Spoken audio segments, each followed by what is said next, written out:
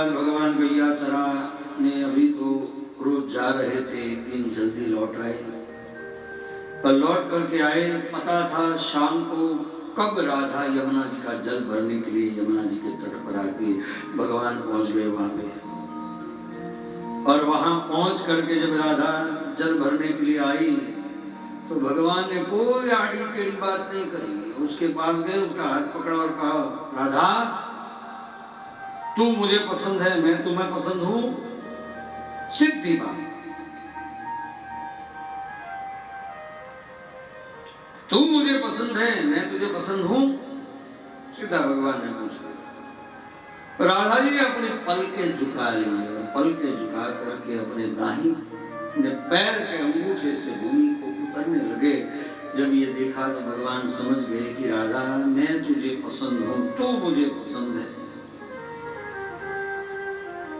और मियां बीबी राजी तो फिर क्या करे। मेरी माता तेरी माता के पास आई हुई थी और तेरी माता ने कह दिया कि मैं तो क्या सारे व्रज में कोई तुम्हारे कृष्ण को कन्या नहीं देगा। अगर मैं तुम्हें पसंद हूं और तुम मुझे प्रेम करती हो तो आज एक काम करना। राधा ने कहा, बोलो क्या करना है। कहा, घर में जाना, अपने सर पे जो ये पानी के बर्तन है वो भूमि पर पटक करके तुम लेट जाना। जब तक मैं नहीं आऊं तब तक तुम्हें उठना नहीं है, मूर्छित होकर के पड़े रहना है, ठीक है। राधा जी गए, अपने सर पर जो पानी का बेड़ा था उसको नीचे गिरा करके राधा जी गिर गई। जोर से आवाज आई, सब लोग दौड़ते हुए आए, क्या हुआ क्या हुआ। राधा जी पड़े हुए, उठा करके पलंग में ले गए, उनको लिटाया।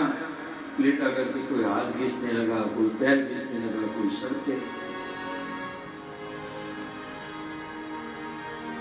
वैद्य को बुलाया, हकीम को बुलाया, सबको बुलाया, लेकिन किसी से कुछ हुआ नहीं, क्योंकि इन्हें कुछ हुआ होगा तो कुछ फर्क पड़ेगा ना, इनको तो कुछ। उतने में कुछ गोपाल आए थे, उन्होंने कहा कि भाई हम जब गैया चराने के लिए जंगल में जाते हैं और वहाँ किसी गोप बालक को किसी को कुछ हो जाता है और ऐसी मूर्छा वगैरह कुछ आ जाता है तो कृष्ण अपने मस्तक में रखा हुआ लगाया मोर कुछ निकाल करके उनके ऊपर 7 बार ऐसे घुमाता है और कान में कोई मंत्र बोलता है और वो मंत्र बोलता है तो तुरंत जो भी जिसको भी मूर्छा आई वो तुरंत ठीक हो जाता है, बोले हाँ।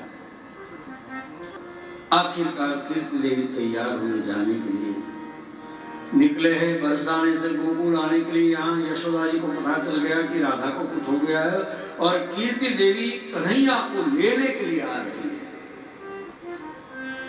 कन्हैया को यशोदा जी ने कहा, चल घर में चला जा, बाहर मत आना।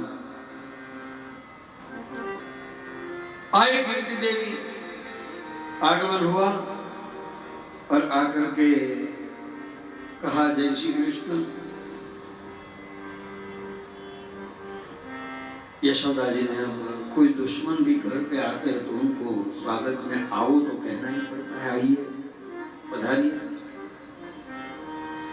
कीर्ति देवी ने कहा कि मेरी राधा को कुछ हो गया है और मैंने सुना है कि कब से मेहनत कर रहे लेकिन कोई फर्क नहीं पड़ रहा है। मैंने सुना है कि आपके बेटे यानी कि कृष्ण को कुछ आता है,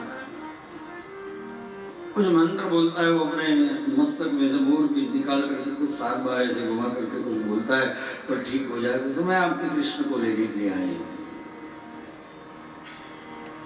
और जब बोला कृष्ण को लेने के लिए आई हूँ, यशोदा जी ने कहा, देखो मेरे कन्हैया को कुछ भी नहीं आता है। आपने तो कहा था कि तुम्हारा बेटा चोरियां करता है, मटकियां फोड़ता है, बच्चों को रुलाता है, गोपियों को परेशान करता है, यही सब उसको आता है। आपने तो कहा था मेरे बेटे को कुछ नहीं आता। जाइए। अरे देवी ऐसा मत करिए, मैंने सुना है कि उसको आता है कुछ ना कुछ। वो तो कह दिया नहीं उसे कुछ नहीं आता और आपने भी तो कहा था। कीर्ति देवी विनती करते, यशोदा जी ना कहते। कीर्ति देवी ने कहा, एक काम करिए, आप कन्हैया को बुलाइए, मैं उसे पूछूंगी कि तुम्हें ऐसा कुछ आता है। अगर वो हाँ कहेगा तो आप भेजना, अगर ना कह दिया तो मैं चली जाऊंगी। यशोदा जी ने कृष्ण को बुलाया, घर से कहा कन्हैया आया बहराम बोल।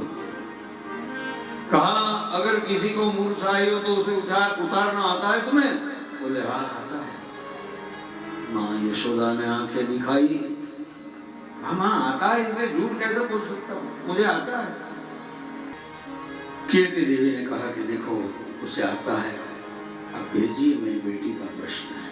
आखिर नंद बाबा ने कहा कि देवी उनकी बेटी का प्रश्न है, अब जिद छोड़ो और जाने दो।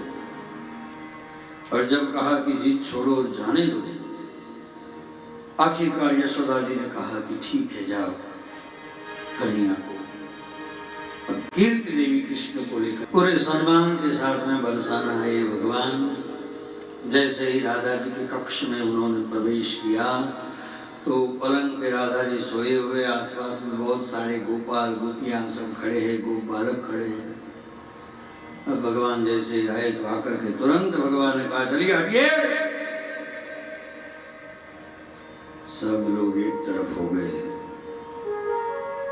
भगवान आए पलंग के पास में, राधा जी का हाथ पकड़ा है, ऐसे हाथ पकड़ के जैसे कोई बड़ा वैद्य, और हाथ पकड़ने के बाद में कुछ देर के बाद में हाथ छोड़ दिया, और छोड़ने के बाद में कहा कि इसमें कुछ नहीं बचा है, चलो चलो तैयारियां करें।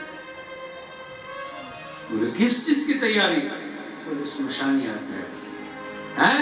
बोले हाँ, इसमें कुछ नहीं है, बहुत देर हो गई, आप बहुत देरी से आए।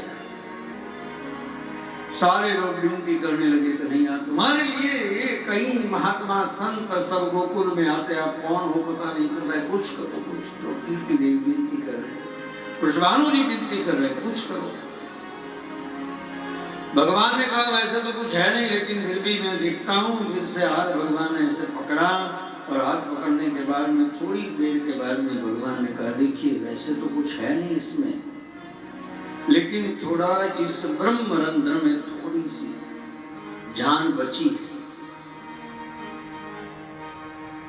आपके भाग्य में एक कन्या नहीं है अभी, इसकी सगाई कर दो। अगर किसी अच्छे घर में इसकी सगाई करी और सामने वाले पक्ष का भाग्य यदि बलवान हो तो ये जीवंत होगी, वरना जय श्री कृष्ण।